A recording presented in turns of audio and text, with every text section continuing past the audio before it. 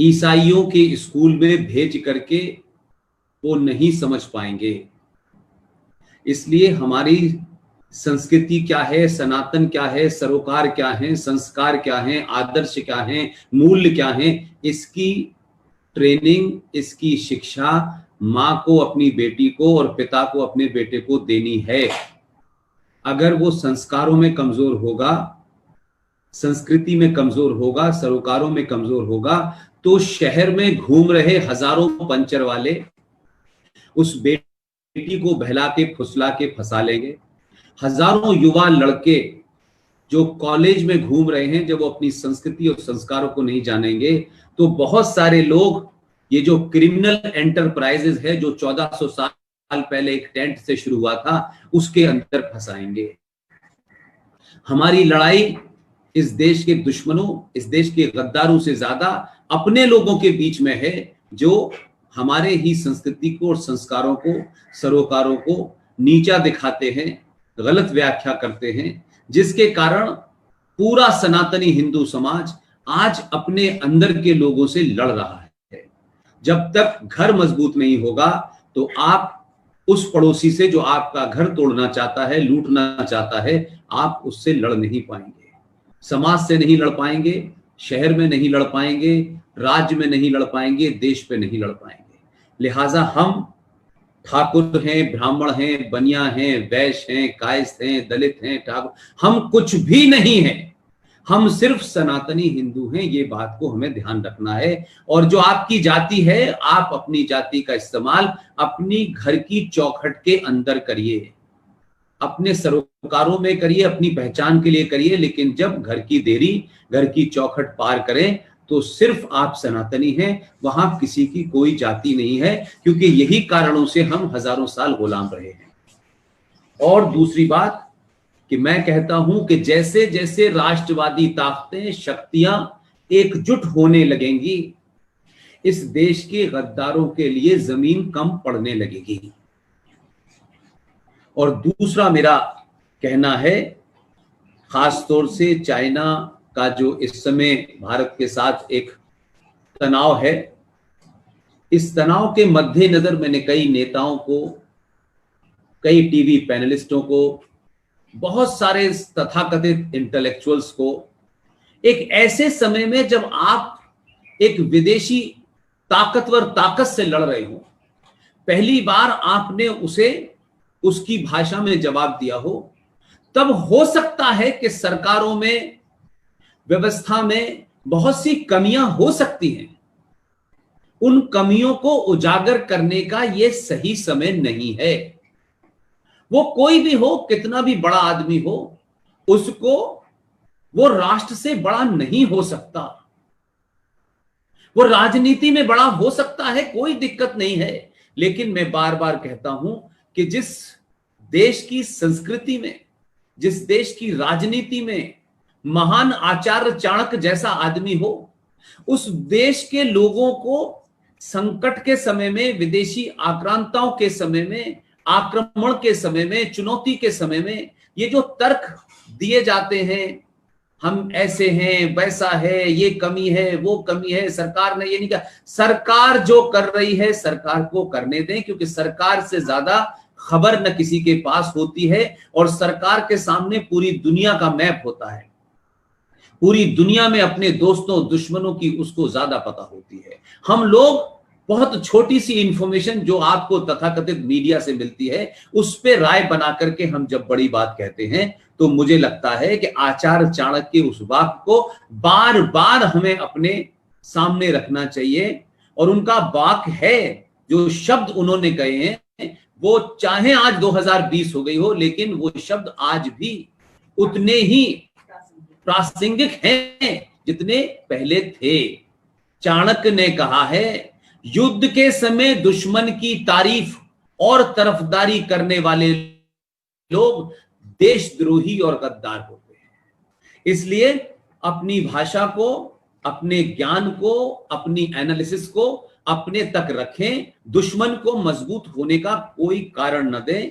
और यही वजह है कि आज भारत में चाइना जैसे ताकतवर देश से जब भारत लड़ रहा है, पूरी ताकत से लड़ रहा है, उसकी सेनाएं लड़ रही हैं। आपके देश का प्रधानमंत्री अपने देश को और सेनाओं को बॉर्डर पे जाकर के लीड कर रहा है, फ्रंट से लीड कर रहा है। तब ऐसी कोई वाक्य, ऐसी कोई भाषा, उसकी पार्टी क्या है, उसका धर्म क्या है, उसकी पढ़ाई क्या है, उसकी अपनी पोजीशन क्या है, ये सब महत्वहीन है। इसकी कोई महत्वता नहीं है। इस वक्त पूरा देश पूरी ताकत के साथ, सत्ता के साथ, सेना के साथ और सनातन के साथ खड़ा हो, वही हमारी ताकत है।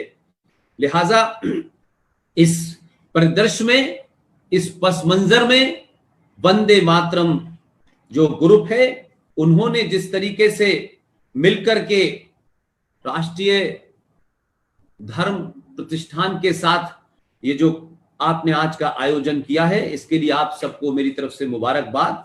और क्योंकि वंदे मातरम का जब जिक्र आता है तो मैं इस पे 2-3 बातें जरूर कहूंगा। वंदे मातरम एक मुसलमान ने लाहौर में अखबार निकाला था, ये उर्दू का अखबार था। और आजाद भारत में बनारस के अंदर राम प्रकाश जी ने वंदे मातरम अखबार निकाला।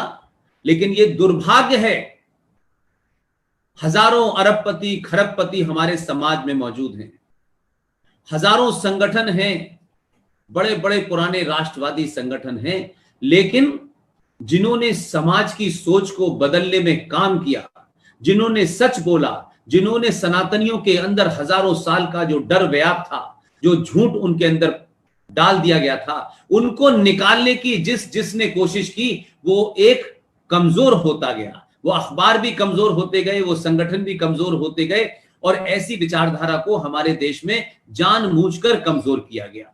ये 2020 का भारत है, इन संचार की क्रांति है। ऐसे में वो तमाम ताकतें जो छोटा छोटा भी काम कर रही हैं, 10-10 लोगों को भी अगर वो इस राष्ट्र के सामने के खतरों को बता रही हैं, हम सबकी जिम्मेदारी है कि हम उनका नाम पूछे, उनकी जगह पूछे, उनका धर्म पूछे, उनका संगठन बगैर पूछे उनकी कैसे मदद कर सकते हैं। और जब मदद करते हैं आप, तो आप राष्ट्र के इस बड़े हवन में आपकी आहुति होती है। इसलिए वंदे मातरम को लेके कई सारे विवाद हैं, वंदे मातरम को लेके बहुत सारी चीजें हैं, लेकिन इस देश के सामने एक बात कभी नहीं बताई गई, जो मैं बात अपनी बता करके आपके विषय पे आना चाहता हूं। 1937 में वंदे मातरम को लेकर के मुसलमान लीडरों ने और मुस्लिम लीग के लीडरों ने बड़े सारे ऐतराज किए। बड़ी सारी भारत की पार्लियामेंट में रात में वंदे मातरम गाने के लिए आना होगा। उस वक्त की आप सोचिए देशभक्ति क्या रही होगी। हर आदमी सत्ता का चाटुकार नहीं था, हर आदमी ने जो जिस जगह था उसने राष्ट्र के प्रति अपनी ईमानदारी से सेवा की और समझौता नहीं किया। तो ठाकुर ओंकार नाथ जी को जो तार किया गया, उस तार में लिखा कि आपको आना है और वंदे मातरम गाना है। तो ठाकुर ओंकार नाथ जी ने, पंडित ओंकार नाथ ठाकुर जी ने जो बात, अपोलोजिस्टिक नहीं होना है। और आज भी अगर किसी की मजहब की भावनाएं आहत होती हैं, जिनकी आहत हो रही थी, उन्होंने अपनी पॉपुलेशन से 3 गुना जमीन लेकर के पाकिस्तान बना दिया।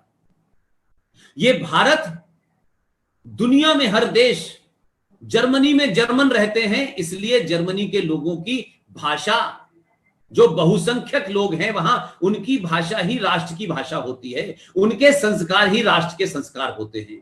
ये दुनिया में एक ऐसा देश है, क्या इंग्लैंड में ईसाई रहते हैं तो ईसाई क्या उनकी भाषा अंग्रेजी है, उनके संस्कार अंग्रेजी हैं, चर्च उनका पहले आता है क्योंकि उनकी मेजॉरिटी है।